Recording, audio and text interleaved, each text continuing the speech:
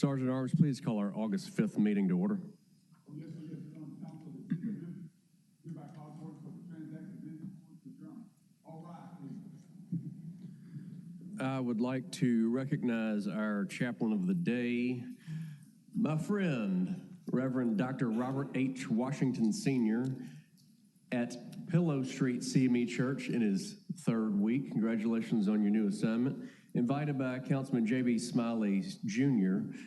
Pastor Washington, would you please lead us in prayer? Amen. Let us pray. Heavenly Father, we gather today to seek your presence at this meeting today. We ask for your guidance and your wisdom as decisions are made that will impact our community. In your word, Proverbs 3, 5, and 6 reminds us that to trust in the Lord with all thine heart and lean not unto thy own understanding. In all thy ways acknowledge him, and he shall direct thy path. May this truth guide the council members in their decisions and resolutions.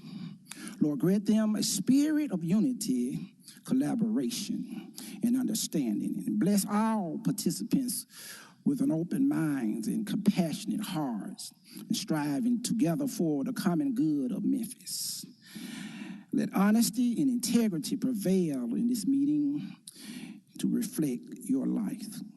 And we also lift up the citizens of Memphis, that they might engage in constructively and hold unity in their hearts as they express their views and guide their voices to be heard with respect and consideration.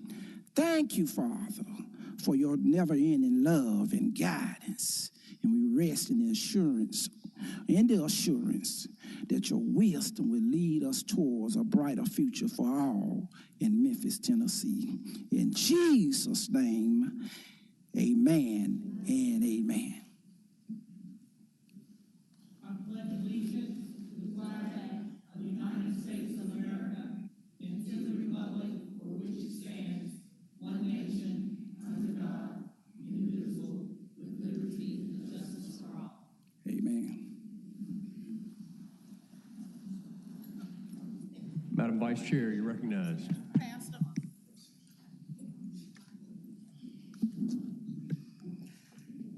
Thank you, Pastor Washington, for that beautiful prayer. You're most welcome. On behalf of the Memphis City Council, we would like to recognize Reverend Dr. Robert Howard Washington Sr.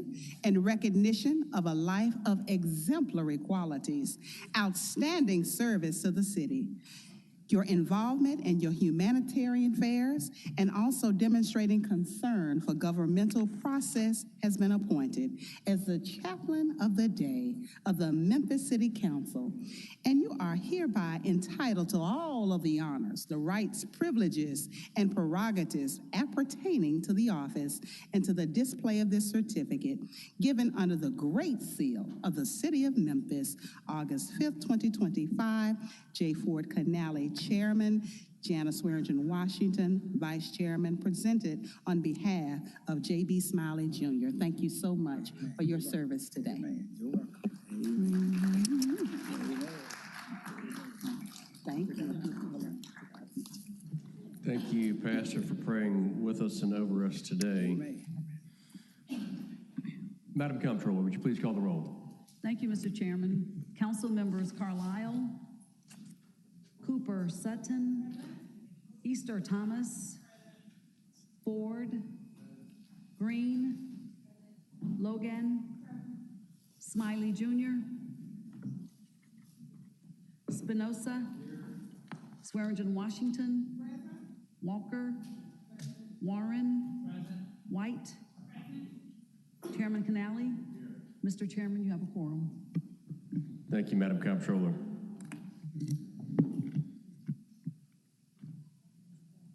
Colleagues, before the minutes of our last meeting are approved, I would like to note a correction. Item 14 should reflect that it was approved as amended, as there was a scrivener's error and all members were added as co-sponsors. I move that the minutes be corrected accordingly before council approves without objection. Thank you, Mr. Chairman. So noted. And no objection to that. Madam Vice Chair, I believe you've read the meeting minutes from July 22nd. Yes, sir. Thank you, Chairman. I have reviewed the minutes and find them to be in order. I move for the adoption of the July 22nd, 2025 minutes as amended.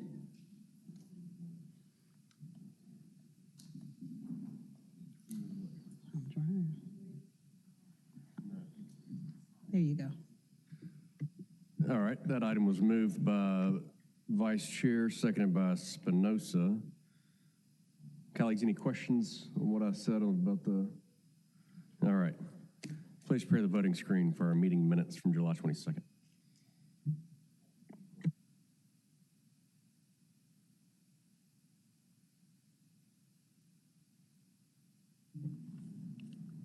Cooper, Sutton, yes. Easter Thomas, yes. Ford, yes. Green, yes. Logan, yes. Spinoza, yes. Swearingen, Washington, yes. Walker, yes. Warren, yes. White, yes. Chairman Canali, yes. That item passes.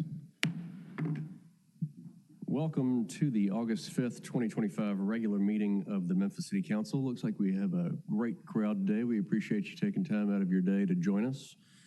Meetings of the council shall be conducted in an orderly manner to ensure the public has the full opportunity to be heard and the deliberate process of the council is retained at all times. The Sergeant at Arms has meeting agendas available up front, as well as comment request cards for members of the public wishing to be heard on a specific item.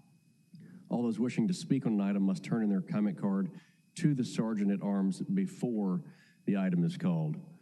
If you are not here to speak on a specific item, you can note your request to give general comment at the end of the meeting. As chair, I will only recognize citizens that properly registered to speak by submitting a completed comment request card to the Sergeant at Arms. Members of the audience and persons addressing the council will not be permitted to engage in gossip, make defamatory, personal, slanderous, or profane comments, or use abusive or vulgar language. The chairperson of the council may maintain order by giving any persons who are in violation of the stated rules of decorum a warning to cease any violative conduct, in order to leave the council's chambers, or by giving an order for security personnel to remove any disruptive person in the council's chambers who refuses to leave voluntarily. These rules are posted on the doors as you enter the chamber and as you pick up comment cards. An example of an 11 by 17 poster is also posted on the door. Signs larger than the permitted size are prohibited and will be removed from the chamber. All that being said, let's have a good meeting. Colleagues, at this time, we pause to honor the lives and legacy of two esteemed public servants who dedicated themselves to the people of Shelby County and the city of Memphis. William Bill Morris, who served with distinction as mayor of Shelby County from 1978 to 1994, was a transformational leader whose visionary efforts shaped modern Shelby County. A former sheriff and lifelong public servant, Mayor Morris championed regional development, infrastructure growth, and public safety with unwavering integrity. His leadership helped lay the foundation for a stronger, more unified community, and his love for Memphis was matched only by his deep reverence for his family and his belief in the power of service. We also remember Julian Bolton, the longest-serving Shelby County Commissioner and attorney, whose dedication to justice, equity, and public service made an indelible impact on Shelby County. Bolton was a principled advocate for justice, equality, and the people he served. Commissioner Bolton was a tireless voice for civil rights and inclusion, a trailblazer in the legal field, and a mentor who opened doors and minds for so many who came after him. His intellect, compassion, and dedication will long be remembered. Commissioner Bolton was a steadfast advocate for the underserved, a thoughtful policymaker, and a respected voice in local government whose contributions to civil rights and the legal community will long be remembered. Mr. Bolton was a mentor to so many, including our own colleague, Councilman Smiley. As we reflect on the lives and contributions of these two public servants, we also lift up in prayer the families, friends, colleagues, and all those who love them. May they find peace, comfort, and strength in knowing that their legacies of leadership, mentorship, and service will continue to inspire this community for years to come. I would now ask colleagues that we take a moment of silence in memory of Mayor Bill Morris and Commissioner Julian Bolton in the honor of the enduring impact that they made on Memphis, Shelby County.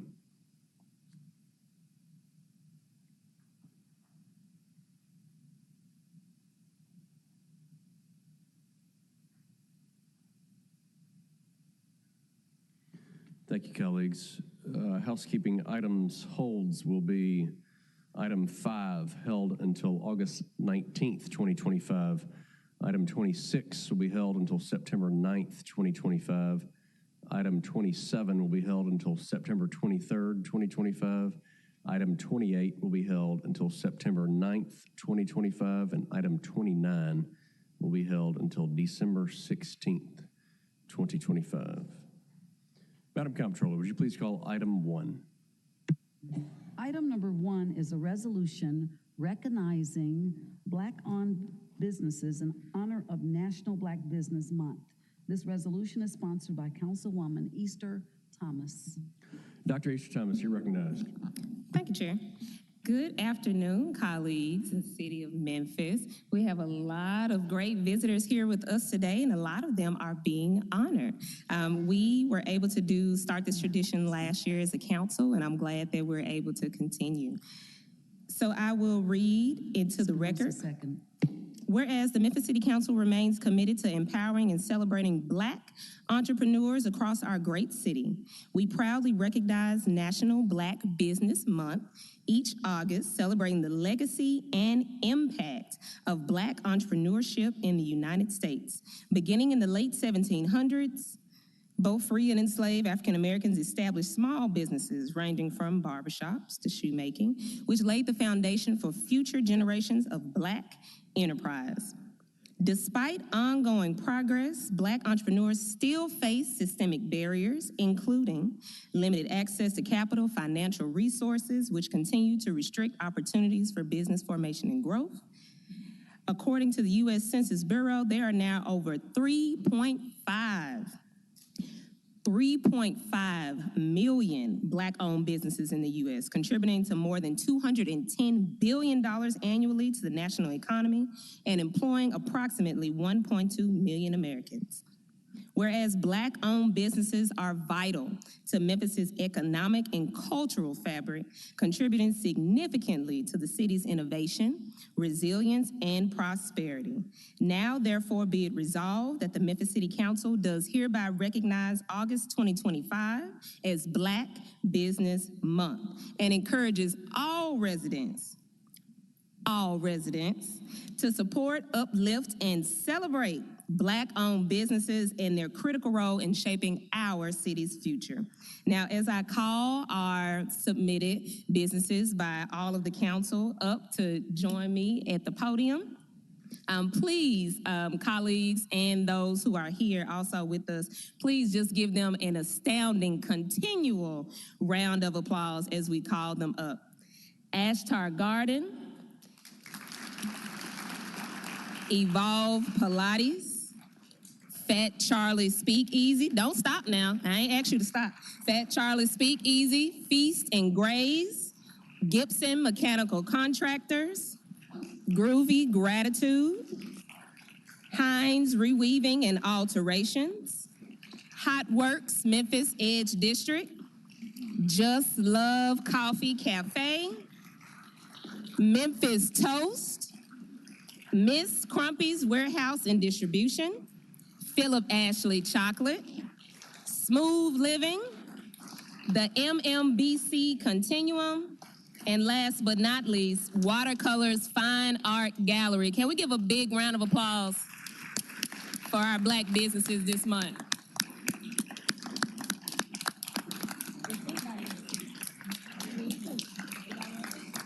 Anybody want to speak? I just need to.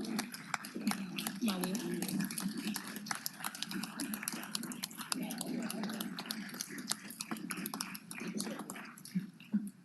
Thank you, Councilwoman, for this recognition.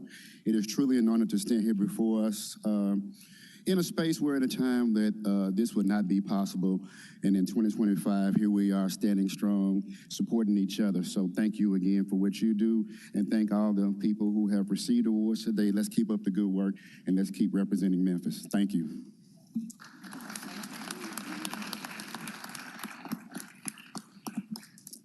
Thank you, Councilwoman Easter Thomas and the rest of the City Council members for this great recognition. I also want to thank our founding members. Thank you guys so much for your contributions. We definitely couldn't do this without you.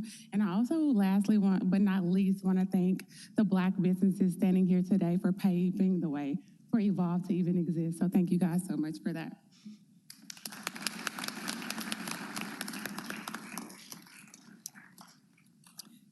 Thank you. Joselle Booker, the MMBC Continuum.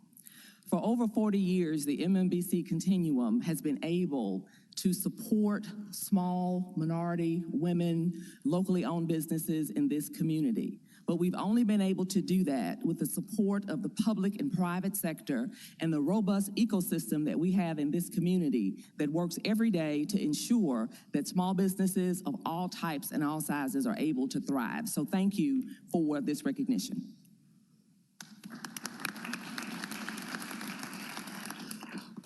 I'm very honored to be here. My mom is at home resting.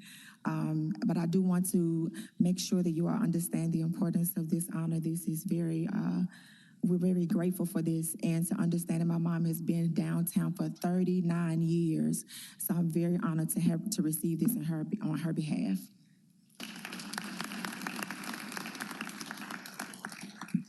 Thank you all, as always. In August, we got to remember, August 2025, and every August hereafter, City Council is Black Business Month. Thank you all.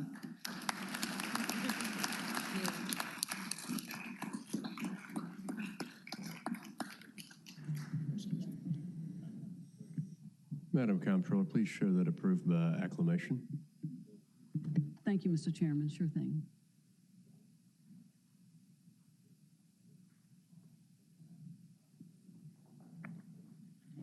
Madam Comptroller, would you please call item 2?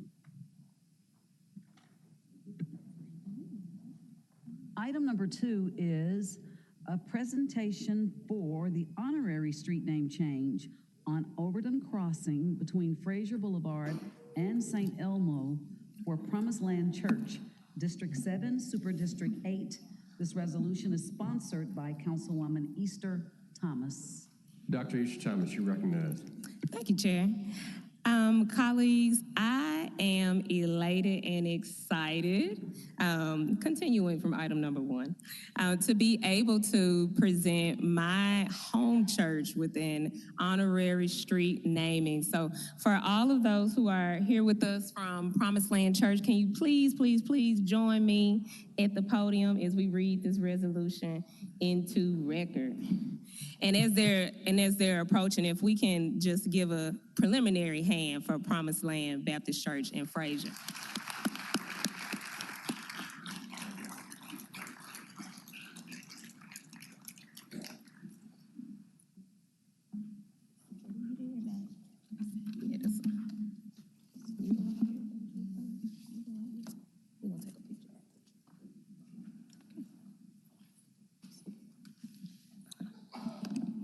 Bless you. Whereas on occasion, the Memphis City Council has seen fit to name certain public roads to honor citizens and organizations who have served the city of Memphis, Promised Land Church is certainly befitting of this great honor. Promised Land Church established its first permanent location at 224 Reno Street, laying the foundation for a legacy of unwavering faith, leadership, and service to the Memphis community. Following the retirement of Reverend R.R. Callahan, the church entered a new era of visionary leadership with the appointment of Pastor Elliot R. Shelton Sr.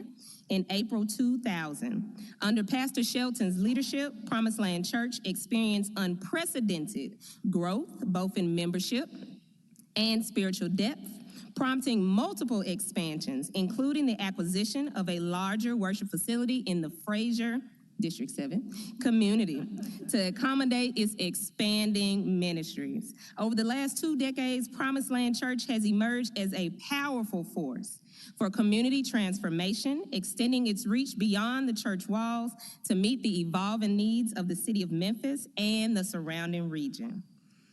Promised Land Church has remained grounded in prayer, evangelism, discipleship, and the eternal relevance of God's word, continuing to walk faithfully through every open door of opportunity to serve. With more than a century, 115 to be exact, to the people of Memphis, Promised Land Church exemplifies a legacy of commitment, service, and spiritual leadership. The Memphis City Council seeks to honor the enduring impact and contributions of Promised Land Church by designating a portion of Overton Crossing with the honorary name Promised Land Boulevard. Now, therefore, be it resolved by the Memphis City Council that Overton Crossing between Fraser Boulevard and St. Elmo Avenue be designated as Promised Land Church Boulevard in recognition of the historic, cultural, and community contributions made to the Fraser neighborhood and the greater Memphis area. Given by my hand under the Great Seal of the City of Memphis on this 22nd day, on the 5th day of August, 2025, Councilwoman Dr. Michael Easter Thomas, Ford J. Canale, Chair. Can you all please join me, council members and folks who are here with us today in just honoring this great, great church, not just because it's in my district, but this great example of ministry, evangelism, and just outwardly communal service that we need to see and that we will see across our city. So I'm excited to be able to bestow this honor upon my home church, Promised Land Church. Can you all join me?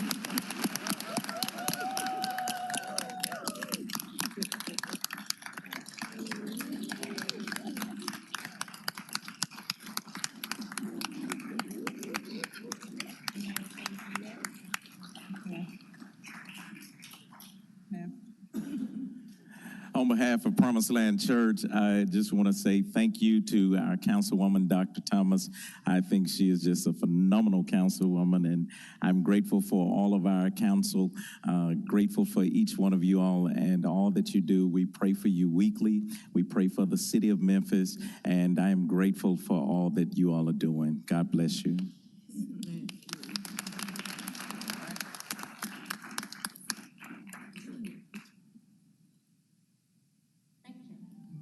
Madam Comptroller, please show that approved by acclamation. Thank you, Mr. Chairman. Colleagues, while Councilwoman Logan comes down for item 3, I want to take a moment to publicly acknowledge someone in the audience today and thank her for her time served, Mary Claire Boris, for her time served at MAS, and to wish her a happy birthday. Happy birthday, Mary Claire.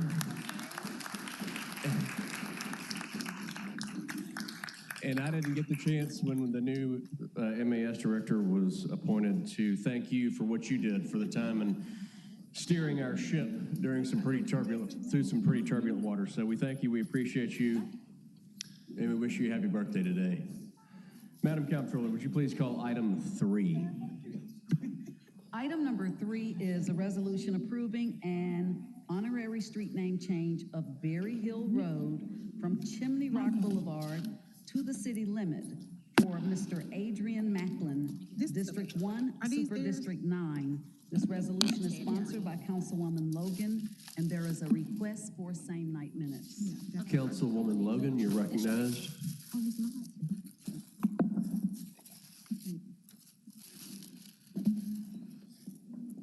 Thank you, Chair. Colleagues, it is my great pleasure to honor a gentleman in my district that is doing amazing things. And oftentimes we talk about those that contribute to our youth, but this young man is doing, and I say young man, but he's doing a phenomenal job. He is more than a music teacher, more than a teacher. You know, he's all things, a lot of things to these young people. Some young people he may have to provide clothing or counseling and different things like that. He has just been so amazing, and he's also represented the city well all across the country. He has accolades, and anytime you hear about him, it's good for Memphis. And so we want to honor Mr. Adrien Mlin today, and I also want to give a shout out to Mr. Miller, who was one of the ones that led this. And so anybody that's here with him, stand. Want to recognize his village and those that are with him. Let's give him a hand.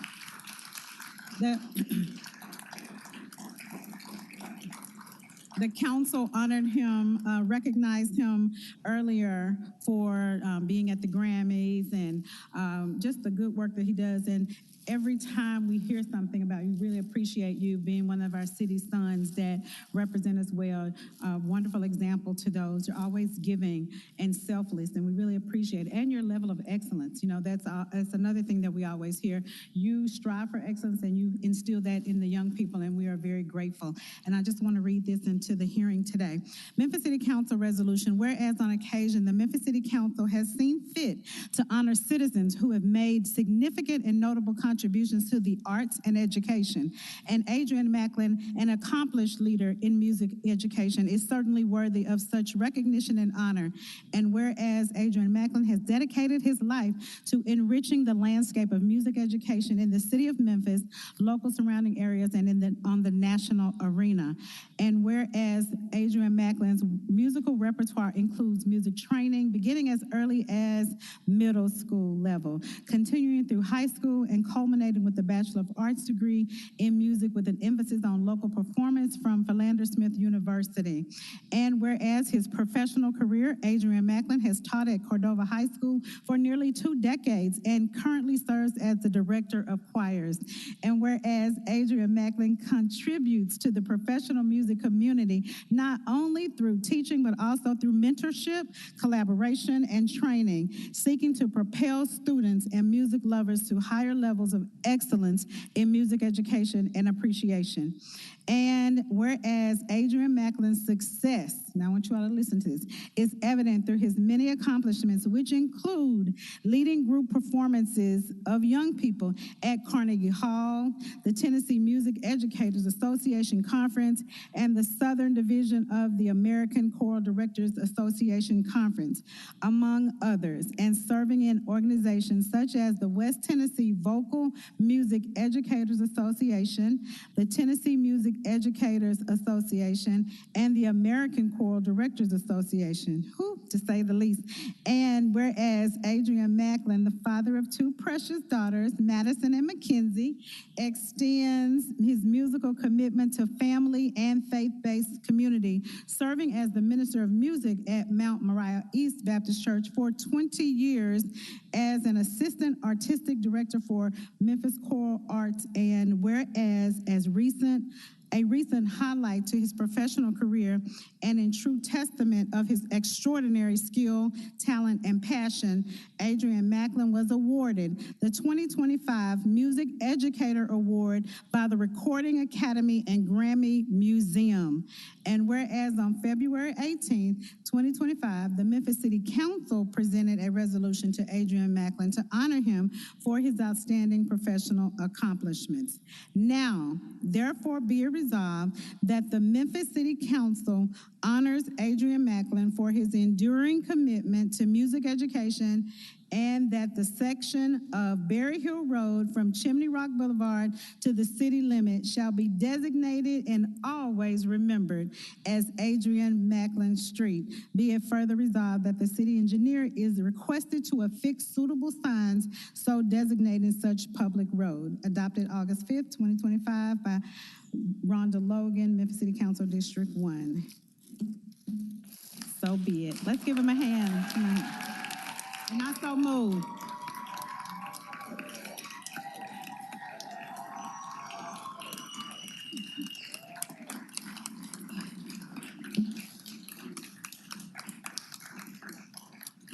Definitely to God be the glory for the things that he has done.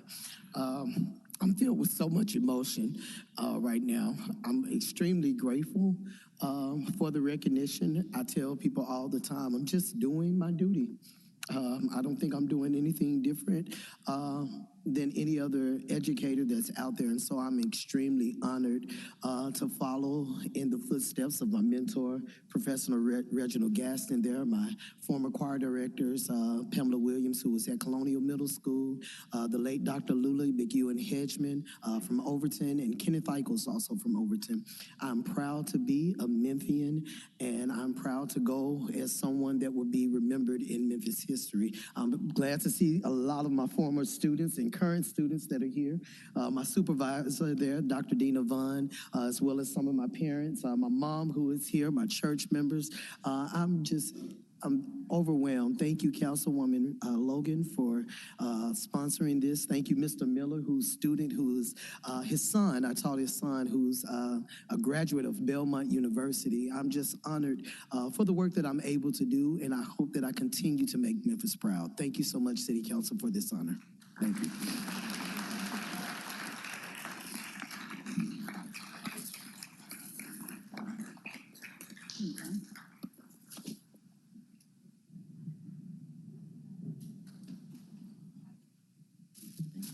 Madam Comptroller, please show that approved by acclamation.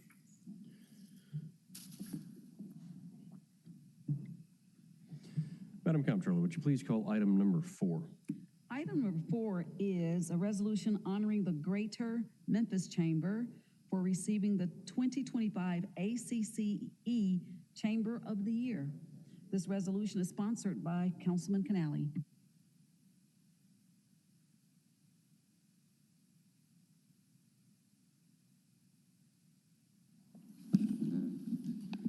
Colleagues, if I could get everybody to come down here, it's got my name on it, but it really isn't just for me, it's from all of us. So if I could get you join me down here, please.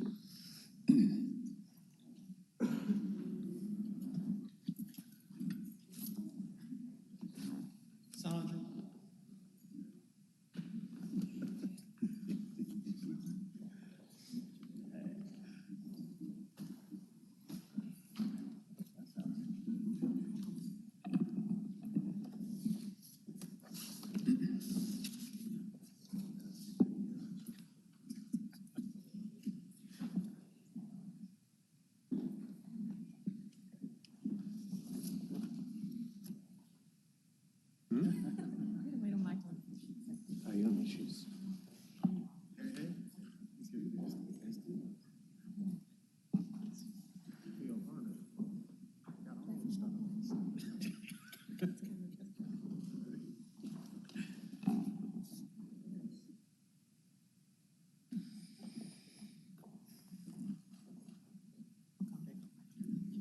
Thank you, colleagues. Everybody? All right. I'm not going to read all this. We're going to take turns reading this, okay? Whereas the Memphis City Council believes in promoting beautiful, safe, and clean public and private spaces within the city of Memphis to the benefit of the citizens, and whereas the Memphis City Council is proud to recognize organizations that exemplify outstanding leadership, innovation, and dedication to economic and community development, and whereas the Greater Memphis Chamber, founded in 1838, is one of the oldest chambers of commerce in the United States and has long served as a vital engine for economic growth, civic leadership, and business advocacy in the Memphis region, and Whereas throughout its distinguished history, the Greater Memphis Chamber has played a pivotal role in advancing the Memphis economy, supporting industry, transportation, logistics, entrepreneurship, and innovation, while serving as a trusted convener of public and private sector leaders. And I talked enough today. And I don't have my glasses. Whereas, under the visionary leadership of President and CEO Ted Townsend, who took the helm in 2022, the Greater Memphis Chamber has adopted a bold, forward-thinking agenda centered on talent, development, inclusive growth, infrastructure investment, and regional competitiveness. And I can't see, I'm sorry, I left my glasses. Whereas this leadership team, along with a dedicated board and staff, has implemented transformative initiatives such as the Prosper Memphis 2030 Strategic Plan and the Center for Economic Competitiveness, helping to position Memphis as a top-tier destination for business investment and opportunity, and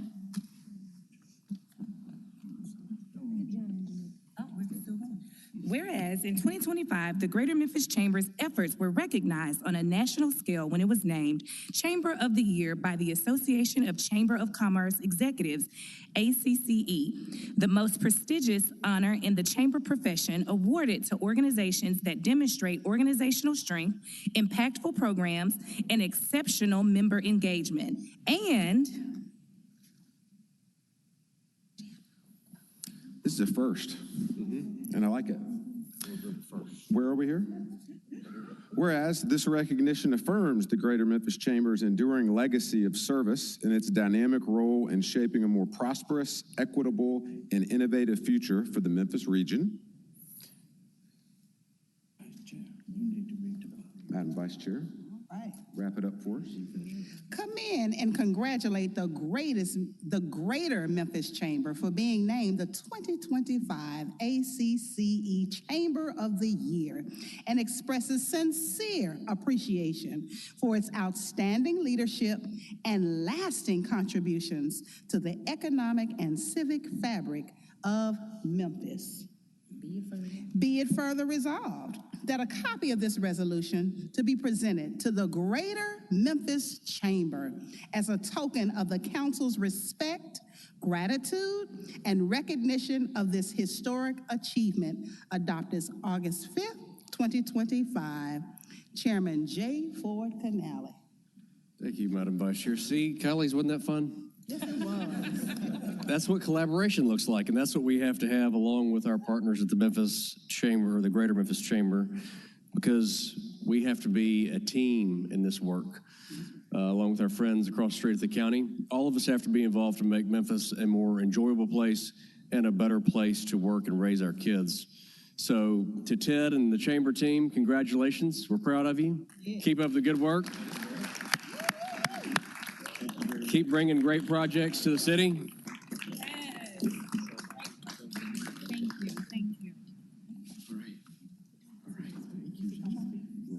Yes, I will. Yeah.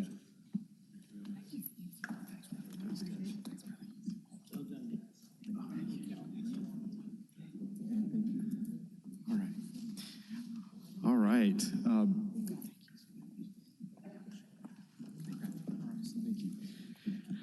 Mr. Chair, Madam Vice Chair, Councilwoman White, thank you all of the council members for participating in the reading of that resolution. I am so grateful for this national recognition. Our Greater Memphis Chamber is dedicated to this community and growing our economy in a prosperous, equitable way, as was written in there. It would not be possible without the support of our business community and the leaders of our business community. I'm grateful for them and their investment in the work that we do. We're 100% funded by the business community. I have three of my board of directors in the audience today, Doug McGowan, Joselle Booker, and Michael Crystal. I want to thank them and the entirety of our board of directors for their support, our Chairman Circle investors. Most of all, I want to take this moment to thank our team. Our team is what made this possible. This is a competition of 1,700 chambers across the country. The Greater Memphis Chamber is ranked in Category 4, representing those metros that are the largest in our country. And to compete and be recognized nationally for the work that we do is a tremendous symbol of recognition to the team. And they spent thousands of hours on the application. It's an arduous process. It's highly competitive. And we're very honored to bring what we consider a national championship to our hometown, Memphis, Tennessee. So thank you for this incredible honor. We can't do what we do without our partners in government, the elected officials who are responsible for working with the business community to create incredible opportunities for everyone. And we are greatly appreciative of the Memphis City Council, every member, to support the work that we do. So thank you so much for this very distinct and incredible honor for us today. Team?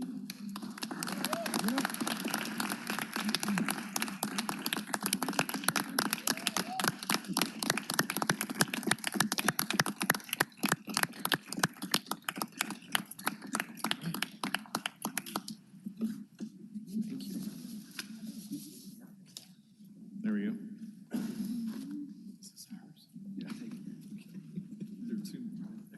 Madam Comptroller, will you show that approved by acclamation, please?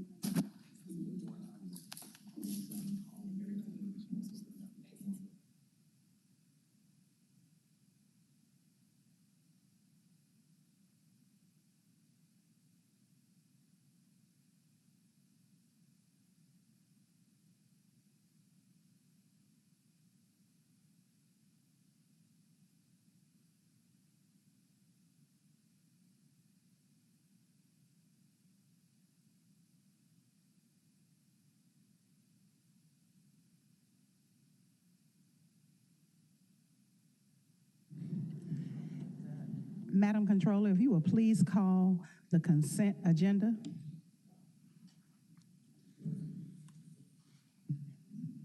Item number 7 on the consent agenda is up for second reading. Ordinance number 5952 is sponsored by Councilman Carlisle. Item number 8 is also up for second reading. Ordinance number 5953 is sponsored by the administration. Zoning ordinance up for second reading. Ordinance number 5954. From our engineering division, item number 10, resolution approving the engineering plans for 272 North Bellevue Residential and accepting bond as security. There is a request for same night minutes. The contract number is CR-5478. Item number 11 is a resolution accepting public improvements for Amherst Plan Development, Area 4, Phase 2, PD 08306CC. The contract number is 5457. The request is to release the bond and also a request for same night minutes. Madam Chair, that concludes our consent agenda items. Thank you, Madam Comptroller. It has been properly moved by Councilwoman Walker and seconded by Councilwoman Green. We also have Councilwoman White in the queue. Councilwoman White, you're recognized at this time. Thank you, Madam Vice Chair, Chairwoman. I will be recusing from item number 9 on the agenda as I am special counsel for the County Commission.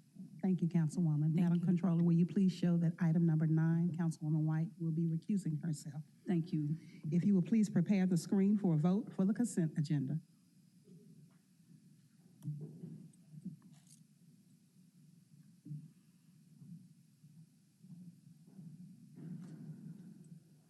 Council, please cast your vote at this time.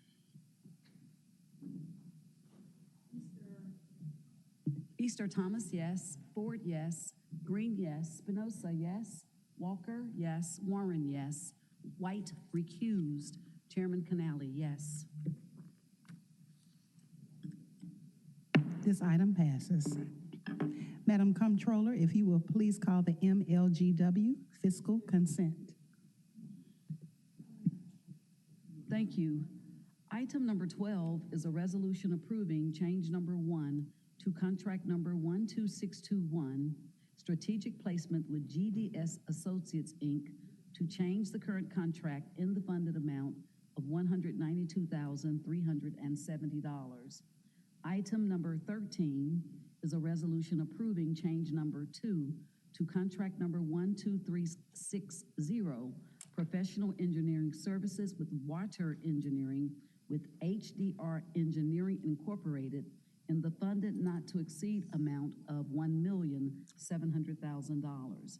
Item number 14 is a resolution approving change number 3 to contract number 12358, professional engineering services for Water Engineering with Barge Design Solutions, Inc., to renew the current contract in the funded amount of $500,000.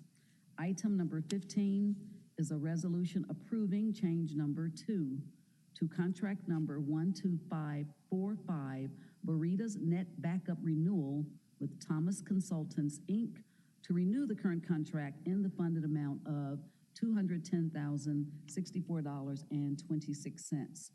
Item number 16 is a resolution approving change number 1 to contract number 12618, Enterprise Performance Management Enterprise Cloud Service with Mythics LLC, to renew and extend the current contract in the funded amount of $238,345.48.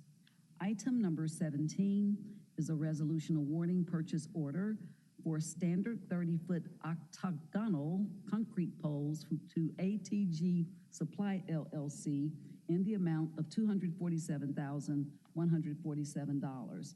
Item number 18 is a resolution awarding purchase order for standard concrete post tops to ATG Supply LLC in the amount of $169,988.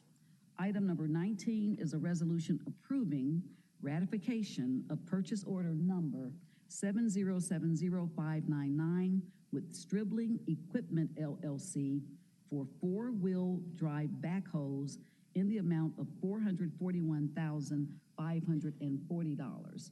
Item number 20 is a resolution awarding purchase order for 3/4-ton trucks with service bodies to Lunny Cobb Ford LLC in the amount of $347,346. Item number 21 is a resolution awarding purchase order for low cab forward stake trucks to Rush Truck Centers of Tennessee, Inc. in the amount of $236,034. Item number 22 is a resolution awarding purchase order for 65-foot telescopic boom lifts to Thompson Machinery Commerce Corp. in the amount of $297,000.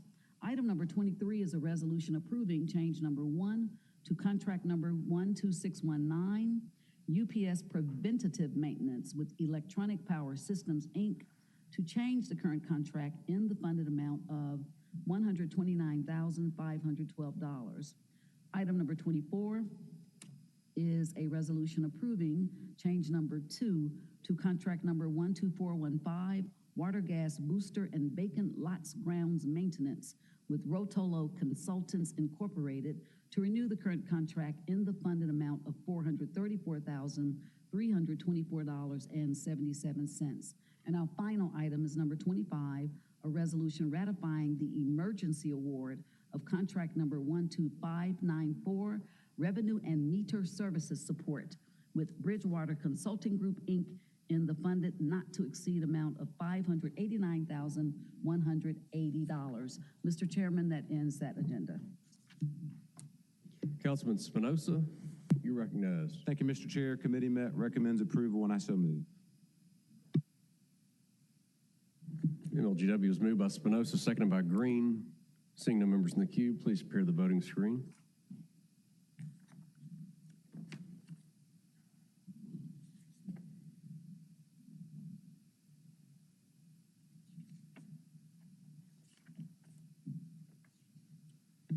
Cooper Sutton, yes. Easter Thomas, yes. Ford, yes. Green, yes. Spinoza, yes. Walker, yes. Warren, yes. White, yes. Please show Vice Chair Swearingen Washington as voting yes, and Chairman Canali, yes. That item passes.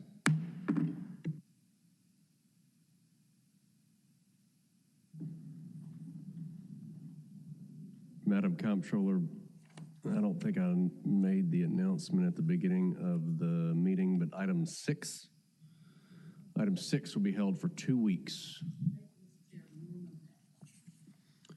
Please take us to item 32.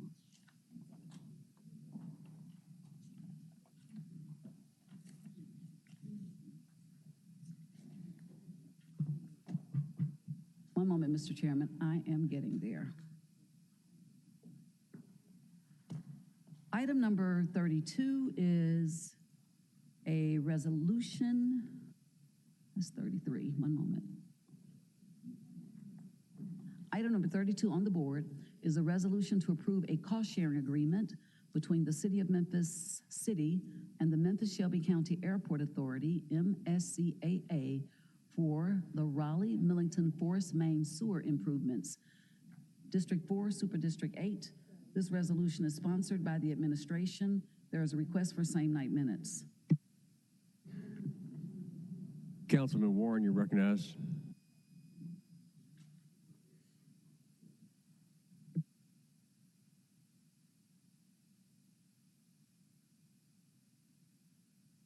Mr. Chair, we have resolution honoring the Greater Memphis Chamber on our voting screen.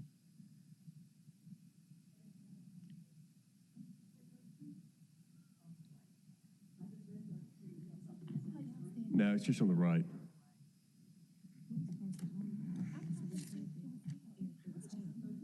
I'm just looking at, it may say item 32, but what's showing, maybe I've got motion in progress. There we go. Okay. Committee met, recommend approval, and I so move. It was no rec. So on 32? No rec on 32. Okay. I move 32 for discussion. All right, Chief Adams. Chief, did you have any? I thought that was held, Mr. Chair. We've been trying to hold this, we held it in committee. Well, we held sent it in down with executive. We sent it down with no rec. And then I think we held it in executive when you weren't there, sir. That's why. Okay. Go right ahead. Scott Morgan, Public Works Director, 125 North Main. So, Director Morgan, hold on one second. If the information that Director Morgan, Chief Adams has now does not suffice, then we can hold it from here. But from committee, unless you held it in executive, We held it was it in not held in executive is committee. what I'm trying to tell you. Okay. I think we held that in executive after Councilwoman White brought it up. Okay. This is the same item, correct? This is the item where we're moving funds for the airport. Frazier, is that correct? right, but I explained it in committee and it was voted on and approved. And then item 30, when y'all talked about an executive, it got mixed up with the parks. We're confusing this with another item. It was being confused with thank you. parks. Director Morgan, floor. Yes, sir.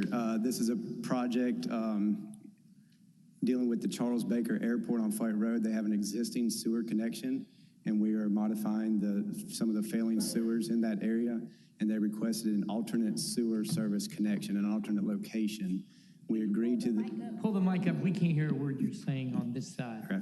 We agreed to that change with the stipulation that they paid for the additional cost and the alternate service location. And we agreed in that cost, and that's what the cost recovery is for in the MOU.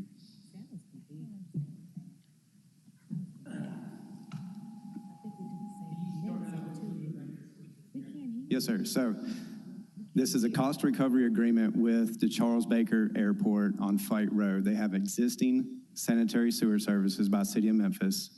The City of Memphis is replacing some existing sanitary sewer within that area, and in doing so, the airport requested that they have an alternate sewer service connection to the public system. We agreed with that as long as they paid for the cost difference in that alternate sewer connection, which they did, and that's what this agreement is for approval for. So it's a cost recovery for the city. We're going to do the work, and they're going to pay the additional cost. Turn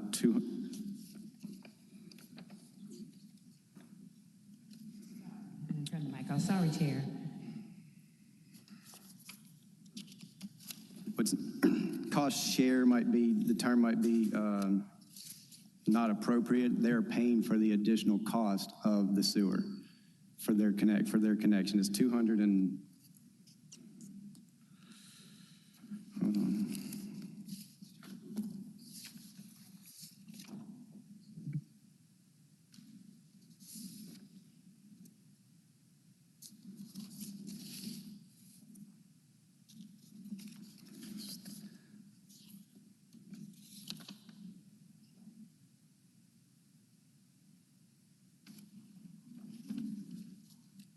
Mr. Chair, I think that... 354,000.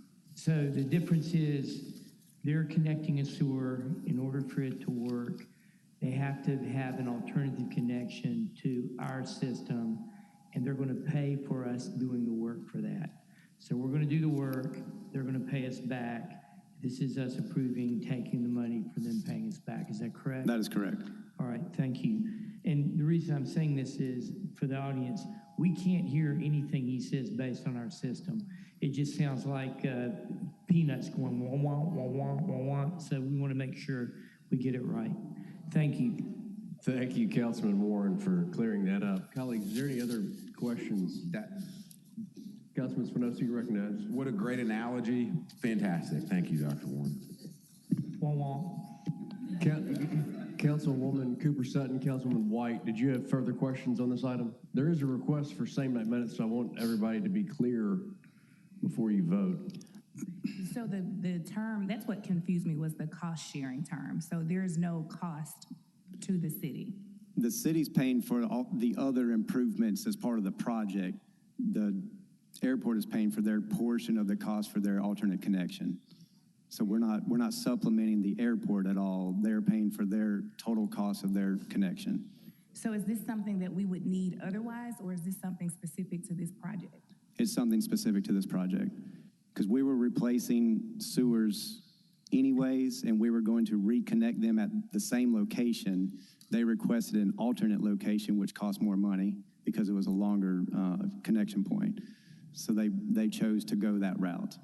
And so they're paying the difference in the additional cost that it would be outside of our normal cost? Yes, ma'am.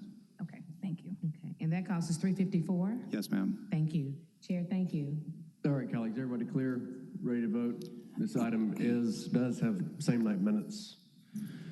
Madam Comptroller, item was moved by Warren, seconded by Spinoza. Seeing no other members in the queue, please prepare the voting screens for 32 with same night minutes.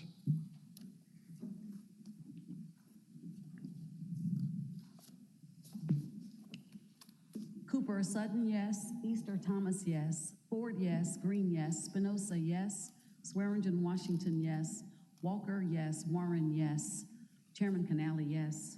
That item passes. Madam Comptroller, please call item 33. Item number 33 is a resolution approving the sale of 924 Thomas Street. Let's get that on the board. Memphis, Tennessee, 38107 to Young Actors Guild, YAG, a nonprofit 501c3 organization for a nominal fee, further described as parcel number 027-005-00051, District 7, Super District 8.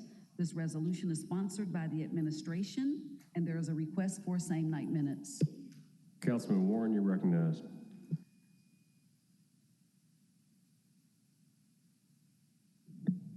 Thank you, Mr. Chair. The committee met, recommend approval, and I so move there we go.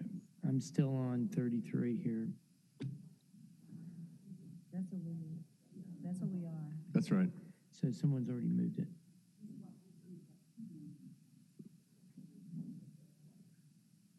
Okay.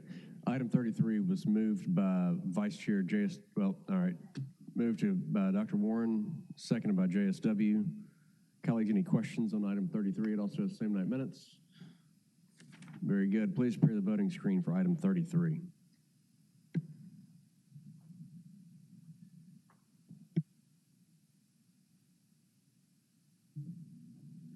Cooper Sutton, yes. Easter Thomas, yes. Ford, yes. Green, yes. Spinoza, yes. Walker, yes. Warren, yes. White, yes. Chairman Canali, yes. That item passes. Madam Comptroller, please take us back to our regular agenda, item number 30.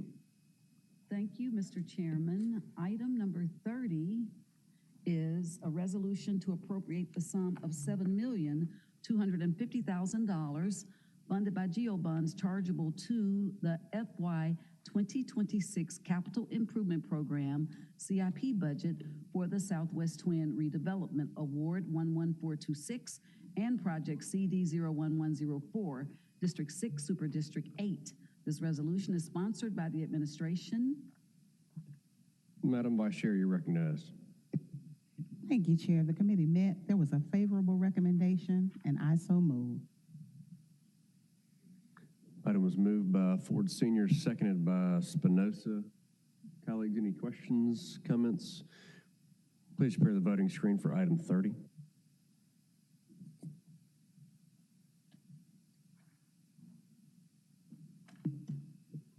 Cooper Sutton, yes. Easter Thomas, yes. Ford, yes. Green, yes. Spinoza, yes. Swearingen Washington, yes. Walker, yes. Warren, yes. White, yes. Chairman Canali, yes. That item passes. Madam Comptroller, please call item 31. Item number 31 is a resolution to transfer and appropriate additional construction funds in the amount of $261,500 to fund repairs for failing drainage line along Tonto near 3rd Street, leading from the inlets in the street. Tonto and 3rd Drainage Project number ST03234, District 6, Super District 8. This resolution is sponsored by the administration. Madam Vice Chair, you're recognized. Thank you, Chair. The committee met. There was a favorable recommendation, and I so move. Item was moved by Ford Sr., seconded by Spinoza. Seeing no members in the queue, please prepare the voting screen for item 31.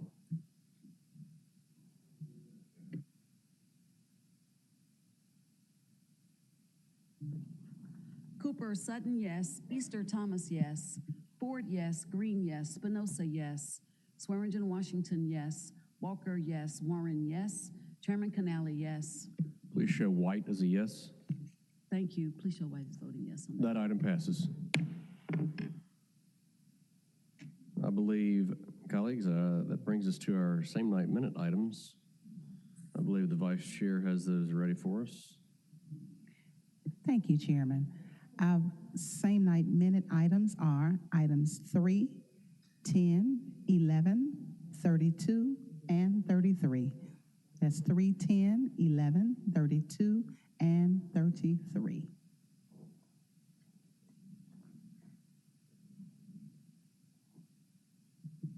Same night minute items were moved by Vice Chair JSW, seconded by Warren.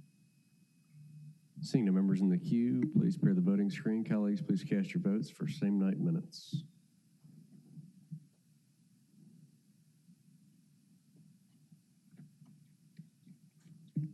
Cooper Sutton, yes. Easter Thomas, yes. Ford, yes. Green, yes. Spinoza, yes. Swearingen Washington, yes. Walker, yes. Warren, yes. White, yes. Chairman Canale, yes. That item passes. Colleagues, this brings us to our public comment portion of the agenda. Dr. Kimberly Owens Pearson up first. Name and address. You have 2 minutes.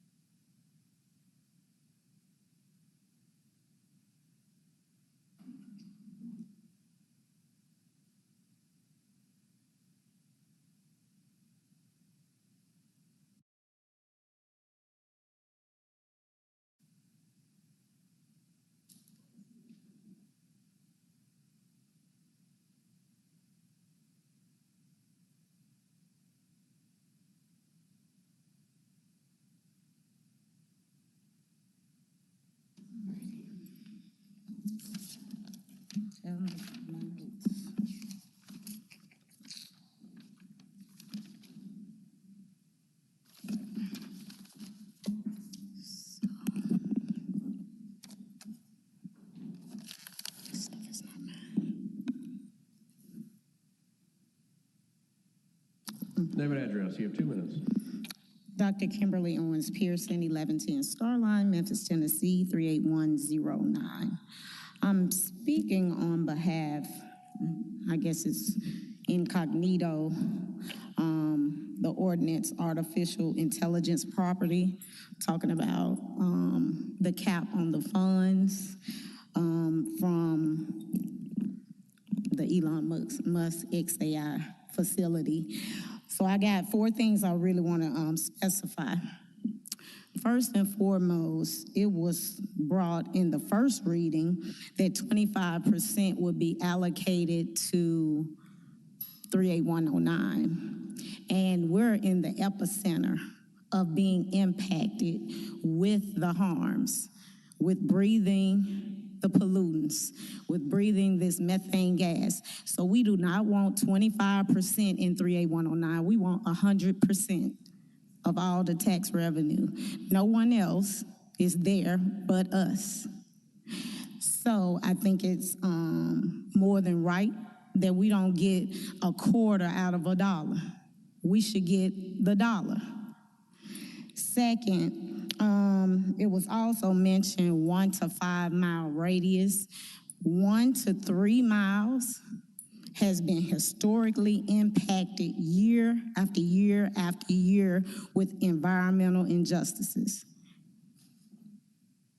And we would like for it to be focused on the people who are the most impacted. That's 1 to 3 miles. Next, it was a cap of $100 million. I think it's asinine to cap a billionaire. $100 million is the interest off their money. There should be no cap, because we don't cap the air that we breathe. There's no cap for us going to the hospitals, us to endure these smells, us to have the constant cost of losing our family members. There should be no Pearson, I need you to cost. wrap it up. Last but not least, we would like a community advisory board for the 38109 so that we can be a part of this conversation, because other people are making decisions without our input, and it's in our area. Thank you, ma'am. Thank you. Janetta Williams.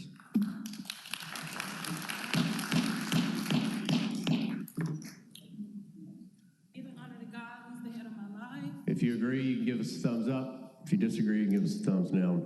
Ms. Williams, if you would give us your name and address for the record, you have 2 minutes. I'm Janetta Williams, 711 South Dudley Street, Memphis, Tennessee, 38104. I work alongside my husband, Paul Williams Jr. We are owner-operators of Paul and Crew Towing.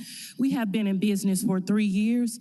This past March made our first year serving as a permanent record company for the city of Memphis, vowing to keep our city towing ordinance, especially Section 6-88-10A. We have to keep our citizens safe, because Paul knew he didn't have any tread on that tire and ended up having a blowout in the middle of E.H. Crump in Bellevue. But as he shook our tow operator's hand in the parking lot of Roy Goods, he said his nephew was on the way to change his tire. March also marked our first year serving as an emergency record company for the Memphis Police Department, Zone 4, Crump Station. Achieving this goal, I began to research ways how our professional services could be utilized by our city. I was told to register as a supplier, view the city site for updates and existing contracts as well, for the city knows her budget. Being a holder of a certification that has been suspended indefinitely, I stand here with an idea for records. A City of Memphis record rotation list. I suggest suspending the current bidding process for records and instead adopt a more transparent, consistent, and fair approach by creating the City of Memphis record rotation list. The City of Memphis clearly has an ongoing yearly need for record services. Most RFQs outline nearly identical requirements. These requirements are already met by those of us permitted to tow in Memphis and respond to MPD calls. Each RFQ has named dispatch as a point of contact, and MPD already utilize a zone-based rotation system by dispatching records. Rather than to continue to issue new bids for the same type of work every year, I propose expanding and formalizing the existing MPD rotation system citywide. That would allow for faster response time, reduce administrative burdens, and ensure every qualified company has a fair, equal access to city work. Ms. Williams, I received, it was you that sent the email, right? Yes, sir. I do want to speak to you about this. Clay's going to give you my card.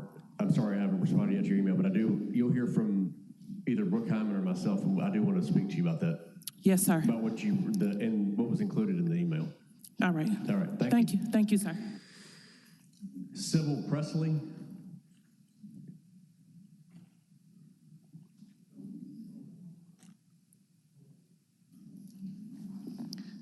Sybil Presley, 1056 Linden Avenue, Memphis, Tennessee, 38104. I'm sorry, you can go ahead. You have 2 minutes. Yes. I'm the pothole lady, and I'm all shook up over the raggedy road conditions of Elvis Presley Boulevard. I have started a campaign to get the potholes filled on Elvis Presley Boulevard and the road repairs started with 2 miles on both sides of Graceland. I planned on speaking here today before I learned that Elvis Presley Boulevard is a state road and TDOT repairs the state road. I have contacted Jason Baker to see what we can do about all of that. And the reason I'm here today is to inform the city of Memphis that I'm taking my Elvis Presley Boulevard Road project to another level. I'm requesting that Elvis Presley Boulevard be paved with blue asphalt, 2 miles on both sides of Graceland. Blue asphalt commemorates Elvis Presley's blue suede shoes. Blue asphalt lasts longer than black asphalt. Blue asphalt reflects the sun and is 15 degrees cooler than black asphalt. I request an estimated cost of paving Elvis Presley Boulevard with the blue asphalt. And local drivers and tourists should not have to bounce up and down Elvis Presley Boulevard through potholes and poor road conditions and risk tearing up their vehicle. Please apply for the grant again to repair the city roads in addition to my project. The city of Memphis lost a $27 million grant because the paperwork was not submitted on time. Please add me as a committee member, citizen of Memphis, to make sure the paperwork gets submitted on time. Graceland is the second largest tourist attraction next to Disney World in Florida. Memphis would be the first city in the United States to have a road paved with blue asphalt. Please support me in this project and do what you can to make Elvis Presley Boulevard a road that we can be proud of. Thank you very much. Thank you, Ms. Presley. Appreciate you being here. This next card, I'm sorry, I can't read the name. It's the initial C, and then the last name is Y-E-N. That's about all. 1508 Madison Avenue.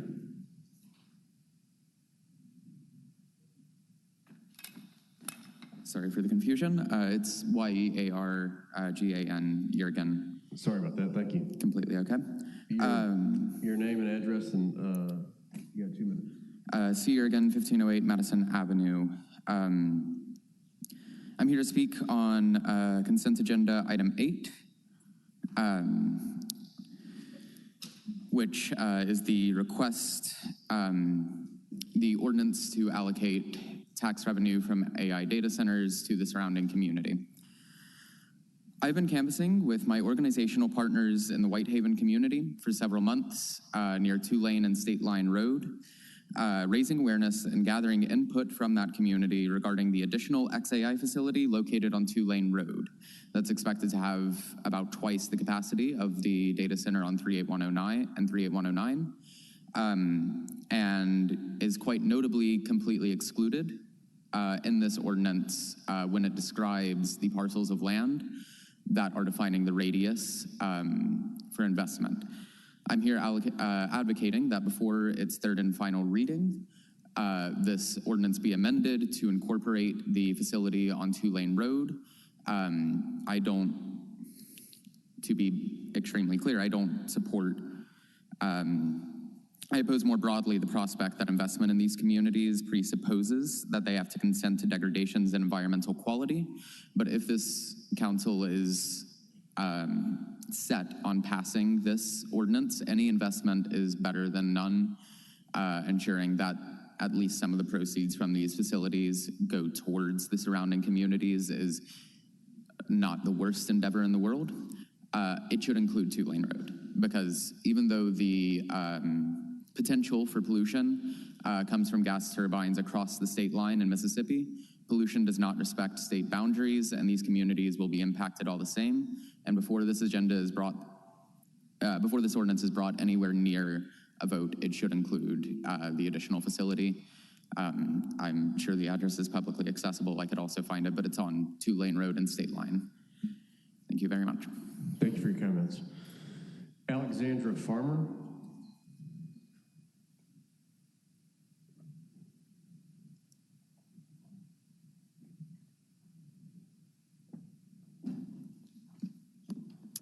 Alexandra Farmer, 1044 Bruce Street, 38104. Hello, my name is Alexandra Farmer, and I'm a librarian at the Benjamin L. Hook Central Library. I want to sincerely thank this council for taking the time today to hear from us, Memphis library workers, and the community members here who stand in support for us. We are here because we love our city, and we are proud to serve it every day. And we are here because we believe it's time to recognize library workers as the civil servants we have always been.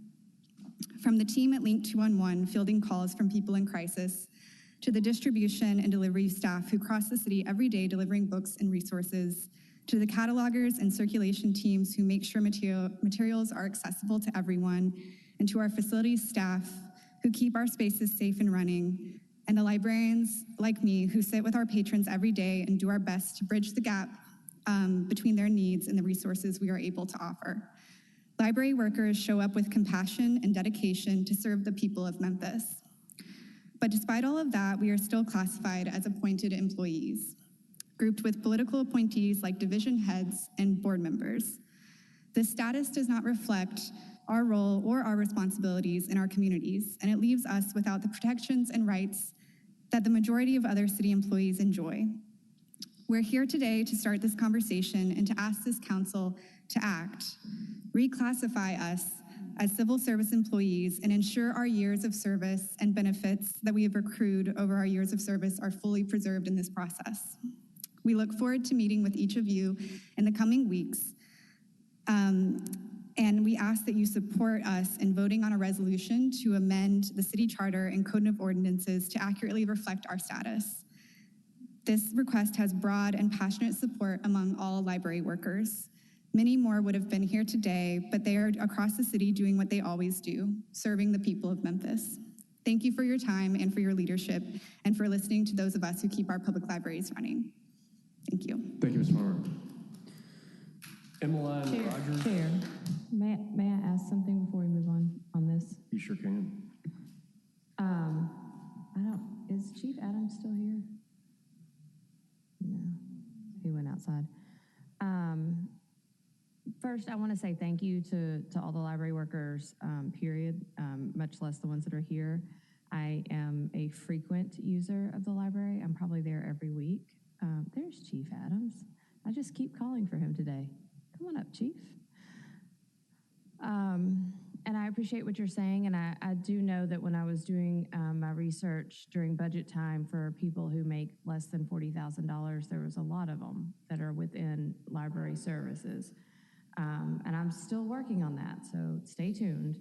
But Chief, can you come to the mic? I don't really know, and you may need HR here, but do we know why our library workers are classified as appointees versus civil servants? I cannot tell you the reason why, but I know it is referenced in our charter. And so we've received some information and some requests as far as the library employees. To your point, Councilwoman, we worked with you as far as the compensation, and I think we are moving forward with that. But with respect to that, they are referenced as appointed employees in the charter. And so we'll have to get more information from HR to provide more context with that. Well, I appreciate learning that it's in the charter because that sounds like it'll take an ordinance change. And just for everyone else here, that's a little bit more lengthy process. It's not just a simple resolution for us to bring, but that doesn't mean we won't do it. But I would like if maybe we could get legal to look into that on our side as well as on your side, and HR to let us know if that's a possibility. Because while pay is one part of this, there, as they mentioned, there are other benefits, especially with hiring and firing, that go along with being a civil servant versus an appointee. So we would like to see them protected in that way. You know, they go through a lot every day. They deal with everyone in the public. And I know we all, thought about them during that tragedy that happened at our main library. They're really kind of on the front lines. And then they do cool stuff like that new Fix It program where people brought in stuff and fixed it. So cute. But anyway, they're just a great service. And so I would like for us to figure out a way to get this done. But it does sound like it's going to be a complex process. So I'm happy to work on that with you if you can help me get some more information, Chief. Yeah. Thank you. Yes, ma'am. Thank you, Councilwoman Green. Councilwoman Walker, you're recognized. Thank you all for coming out today. Some of you all may know it, the old heads, but I am a former library employee. I worked in the link department. I am currently chair of the council's library committee, and I want to thank you all again for coming out today and know that we are working on it. This is a process, and I see our HR chief is here. Did you want to have any comments? Hello. Fonda Fouché, Chief Human Resource Officer. We are aware of, we've been getting information about the library. So the city charter states that all employees hired that work in the library are appointed. This is in the city charter. It's been in the city charter since before we took over the library system, before the city took over the library system. So what we are doing, we are working with compensation, and we are working on a comp study to review the library positions. We should have it probably by the end of the month, early September, and we will review it with you all. But we are aware. Yes, thank you for that. Thank you for coming, and thank you for those comments. And as far as the comp study is concerned, we're doing this for all city positions. And as we move forward, we want to be equitable and doing this in the proper manner, and certainly with the legal considerations that have to be taken and all of that. But once again, I want to thank you all for coming, and just know that there is a process, but we are working on this. Okay. Thank you again. We are. And thank you, okay. Chief Boucher. I yield the floor. Thank you, Councilwoman Walker. Councilwoman Easter Thomas. Thank you, Chair. I'm glad that we're all kind of on the same page about it. I think anybody correct me if I'm wrong. In my opinion, I think there may be some discrepancy on the long-term ask, which is the right to unionize. Am I correct? Am I not? Okay, I see two thumbs. Okay. Tell me if I'm speaking out of term. And Chief Fouché said that, sorry, what?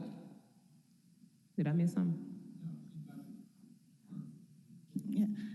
So yes, this initially started because the library employees wanted to unionize. Okay. Yes. So, and that is what the request is. Okay.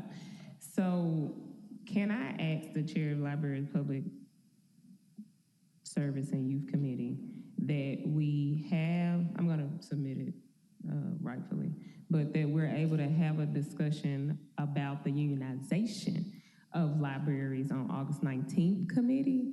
I know that Chief Fouché said that her study comes back end of the month, but those are two separate things. So the right to unionize and then what those unions are bargaining for later as far in pay are two separate things that we can handle both at the same time, but separately. But I don't see a meaning to delay the initial conversation. So I will, under duly respect of the committee chair, Councilwoman Walker, I'll submit that on email for you, but I do think that we should go ahead and have the discussion about their main acts, because when we talk about pay, of course, that's something that, they do. If they're able to get an impasse process, that's a whole nother thing. And so those two things aren't connected, but not conjoined. So I think that, it's just Councilwoman Walker, to be able to get that on committee so we can just talk about what that looks like and the possibility, and be able to get a firm yes or no on whether there's a path towards or not, which I don't think has anything to do with the pay study. That doesn't have anything to do with the pay scale, but because they are appointed employees, they cannot unionize. So I think that's the reason now why they want to be civil service.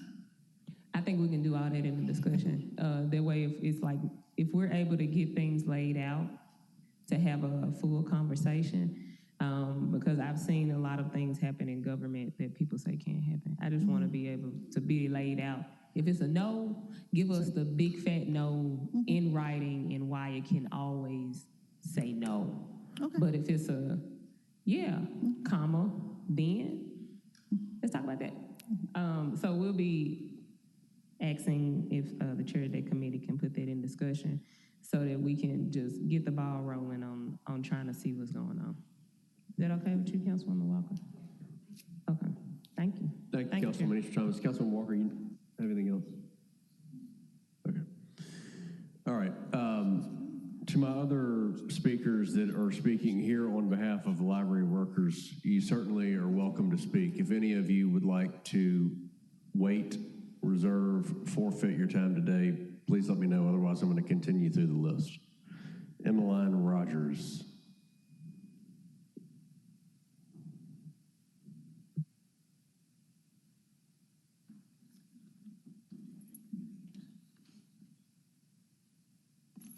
Mlin Rogers, 670 West Drive, 38112. I'm a library assistant at the East Shelby branch, and I would like to begin my statement by thanking the council for hearing our comments and everyone who came out today in support of Memphis Public Library workers. And yes, this is not just about pay. No librarian gets into this job because it pays well. We get into this job because we care about our communities and we want to work within them and with the people who share our neighborhoods and who live around us and with us.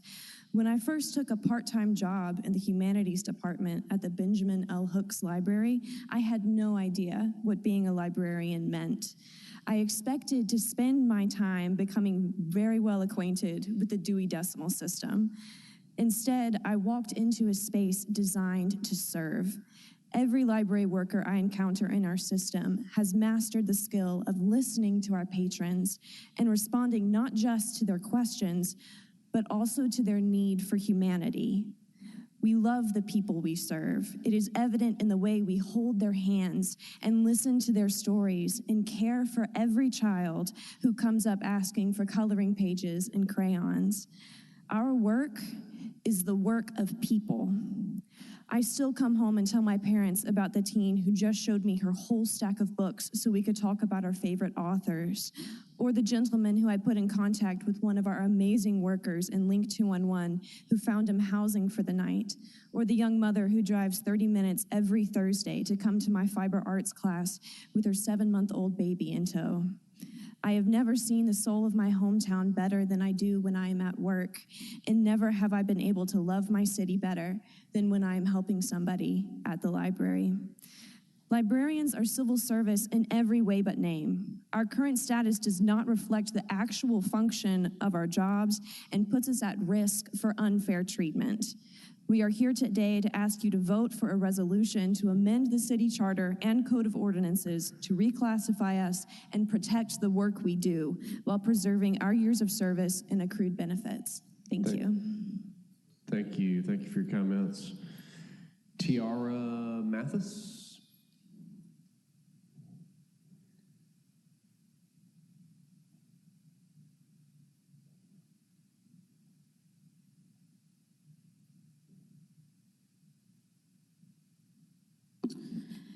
Tiara Mathis.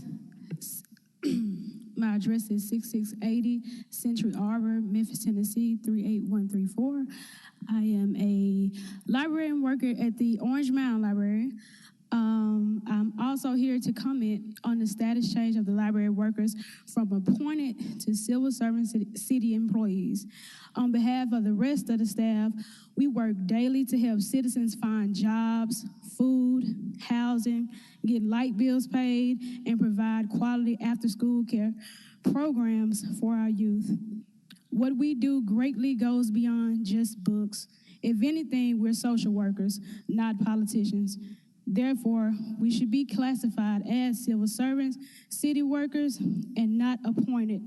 We ask that you all make this change to our status while preserving our benefits and giving us the proper protection as the majority of our city employee peers. Thank you. Thank you, Ms. Mathis. Councilwoman Cooper Sutton, you're recognized. Thank you. There's two separate questions that I want to ask. The first, I want to make a comment. I still go to the library. I love the library. I still check out books. And I'm so glad they took off the library fines because I was always paying fines because I always read my books more than once, more than twice, more than 3 times. The question that I want you to think about and what's going on with this entire conversation is, one, do you want to be civil workers? And there is a line. Are you all wanting a union that will come and lobby the administration? So I really want you all to think about what you're really asking, what you really want. Don't let anybody get in your head, because you all are very essential to the public. But I want you to understand what is being said up here, what is being said to you down there, and understand the difference. And being a civil worker and having a union to lobby for you and fighting the administration, or just be a civil worker where you can't get fired. There is benefits and different things that come with it. So make sure, because we need you, you understand the difference. Okay? Thank you, Chairman. Thank you, Councilwoman. Anthony Lucatelli.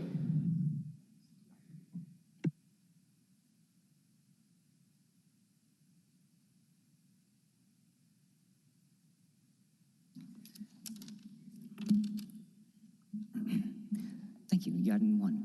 Anthony Lucatelli, 1375 Tutwiler Avenue, 38107, District 7. Good afternoon. My name is Anthony Lucatelli. I have been a part-timer, a librarian assistant, and now a librarian 1 at Cordova, Poplar White Station, now Officer Jeffrey Red, and Central Business Sciences, respectively. I'm here, like everybody else before me, to ask the council to reclassify our library workers from appointed to civil service. Even though we are technically appointed, we function like civil service employees. We're hired and supervised by city HR. We complete the same mandatory trainings. We follow the same rules and procedures as any other division. The only thing that separates us is our classification and the fact that we can be fired at will. We serve at the whim of the mayor, right? And, you know, I think that we could have some job protections that go beyond that.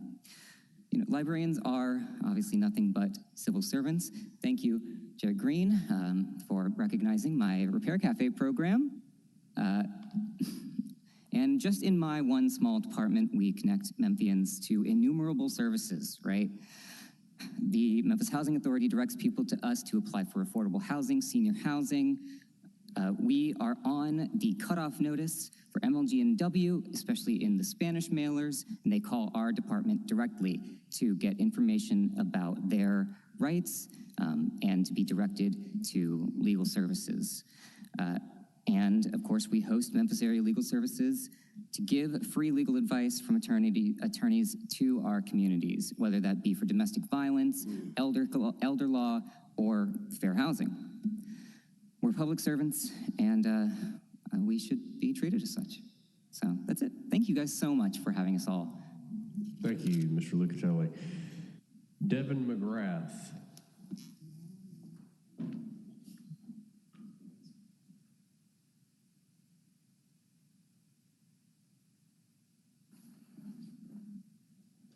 Good afternoon. My name is Devin. I'm a teacher and a father of a 3-year-old girl who will attend the MSCS pre-K program next year. Like educators, library workers are at the front line of our community. As of 2024, 36% of children in Memphis live under the poverty line. For school and library workers, children struggling to access food, healthcare, transportation, and housing is our day-to-day reality. Schools and libraries are safe places for our children. There are no fees or barriers to entry. Libraries are already a safe space I can count on for my own child. Like clockwork, every week you'll see my daughter dancing her heart out during story time at Benjamin Hooks. Whether it be the SAC lunch program, legal and housing clinics, story time, teen programs, library workers keep our children fed, housed, and educated. Strong libraries mean strong communities. I love our public servants, our librarians, and think that we can strengthen our library system together by reclassifying library workers from political appointees to the civil servants they truly are. Library workers who are granted the civil protections are library workers who will have the stability to continue to run one of Memphis's most essential public services. Thank you, Mr. McGrath. Markayla Love.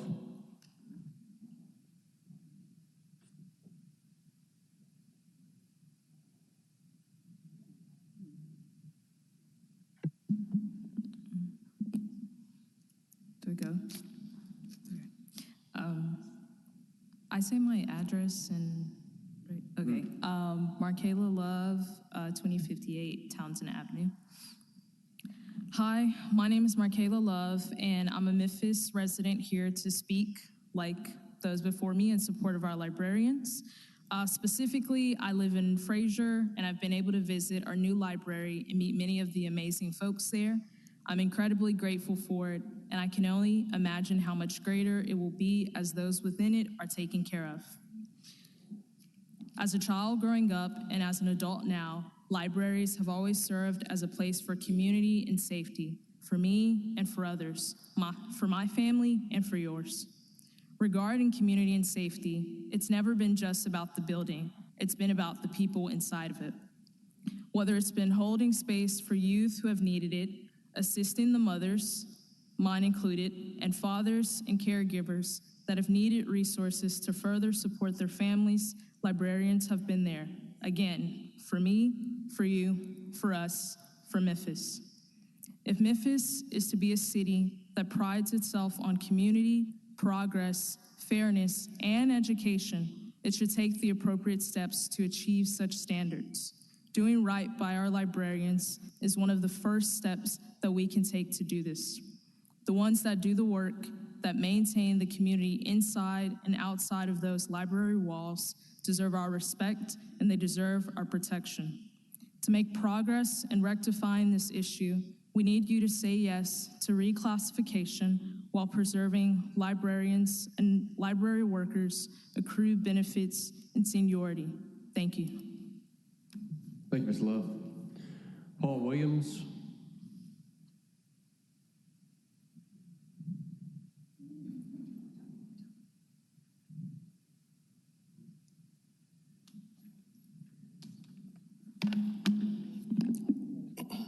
Good afternoon, Council. My name is Paul A. Williams of 711 South Dudley Street, Memphis, Tennessee. I am here today to address concerns that I have as a citizen, as a business owner. Last weekend, I was driving in the area of Bill and Orleans when I was flagged down by officers because of so many parking violations. I called more trucks to the location to deter the growing hostile crowd. This tactic works. It's also allowed the officer to return to service. We are Paul and Crew Towing, and we are looking for strategic ways that we could implement our business into helping the city grow financially, along with help curb violence and blight. This is what we came up with to help. The city of Memphis is owed over $193 million in parking tickets. These tickets date back 20 plus years. Memphis have a population of 610,000 citizens as of 2024. I would like to use the city of Boston as an example. Boston has a population of 670,000 people. Boston made $83 million off parking enforcement last year. Unfortunately, Memphis has almost the same population but gross $2 million in parking violations. That's unacceptable. Time for our city to take back. I would like for the council to propose a Memphis Parking Authority. Memphis has a serious transportation and parking problem, and by creating a parking authority, it will help the police department because the parking authority will clear officers to handle more serious issues and situations. Memphis Parking Authority will curb car thieves, car thefts, car break-ins, and also crimes involving vehicles. Park enforcement will be a deterrent for car thieves and car burglars because of the presence of the PPI officers patrolling the area. Can we get together and work on this issue? We as tow companies are ready for this, considering we have to have 100 car spaces to be a tow company in Memphis. There are 40 other companies that stand with us with this. We can get with the Transportation Board, the record coordinator, Vehicle Management Solution, and the City of Memphis rotation to figure out how to get the ball rolling with this. We have to take our city back before we lose it. Let us make Memphis safe again. Let's collaborate for real and make the city the money that they deserve. Thank you, Mr. Williams. Thank you. Alexis Agnew.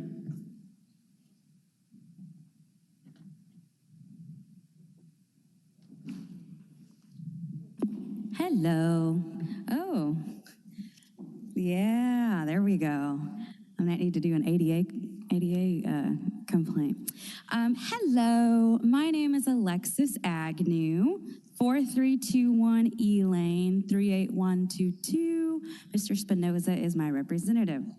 I am a new resident of Memphis. I got here about a little over a year ago, and I came from Mlin County in Arkansas. So I actually didn't come here to talk about the library. I came here for something completely unrelated. But then imagine my surprise when I walk in and I'm like, y'all are dealing with the same problems that we had in Mlin County. We had to fight for our library too. So, and we lost, just by the way.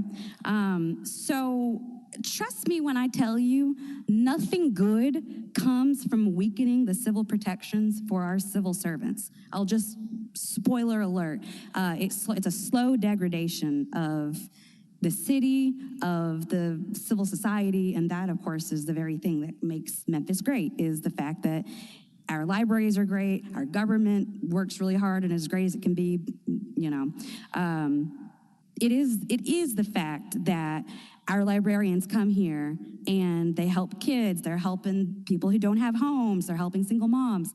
Those kinds of things that they're willing to do, they are public servants and they should be protected as civil servants. So just trust me when I tell you that that's the very least that they deserve, because you don't want to go down the path of stripping away the protections that they have worked tirelessly to, that they're entitled to have, and they have worked tirelessly to prove to the city council and the government and all of us. So with that, I just wanted to say thank you all for listening to me. Thank you for listening to everyone here who's come in support of the library. Keep up what you guys are doing, and let's make sure that they have the protections that they deserve, as well as their benefits and seniority. Thank you. Thank you, Ms. Agnew. Joe Kent.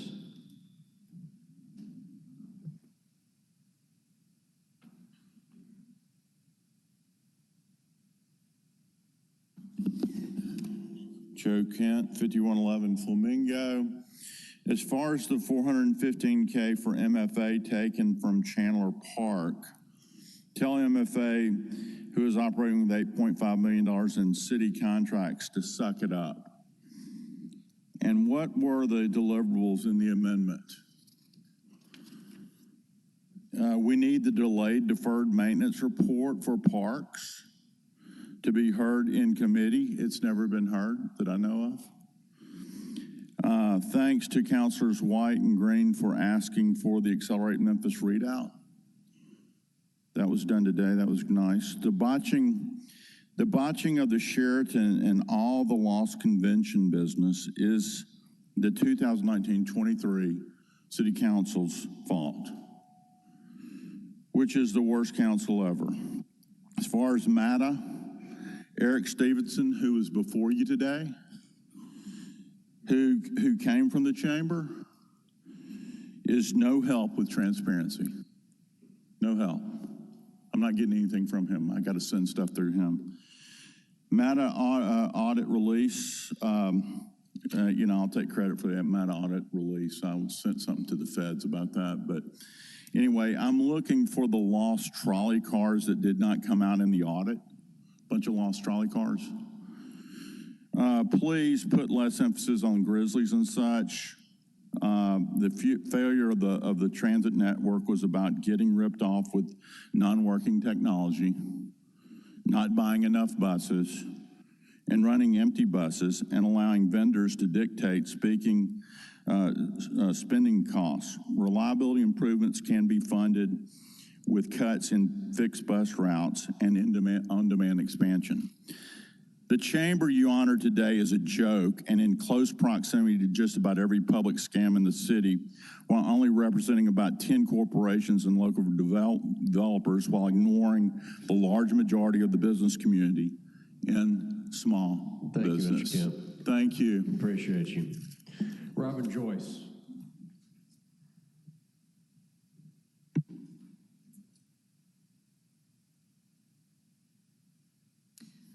Good afternoon. My name is Robin Joyce.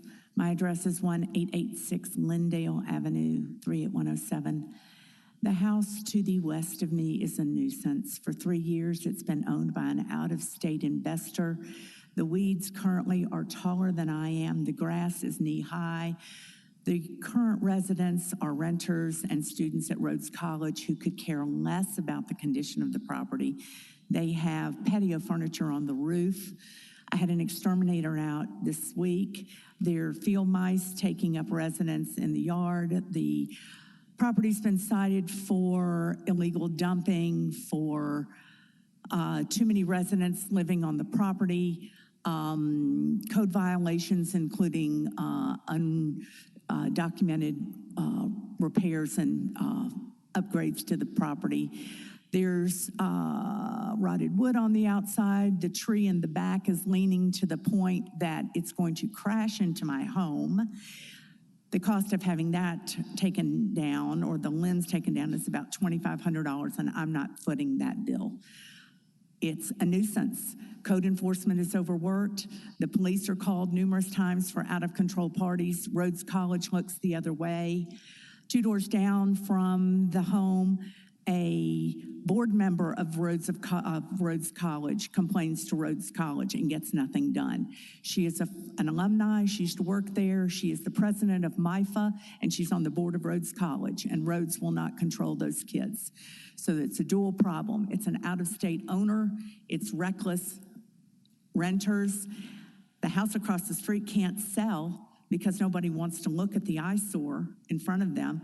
I'm trapped. I can't sell my home to move, to get away from the shenanigans that I've been living next to for 3 years, because who's going to buy a house next to an animal house? Fraternity Row. It's awful. Ms. Joyce, will you send me an email with that information? I've got it. My neighbor sent emails this week. He couldn't come today. Okay. I think you might be on this email. But I've got some copies. I've got pictures. Yeah, you leave me a copy, and if you have any pictures that you could send to my email, I'd appreciate it as well. I've got dozens. Okay. Thank you, Ms. Joyce. Thank you very much. Thanks for your help. Colleagues, 1, 2, 3. Thank you. Ethan Edwards, Swathi Shady.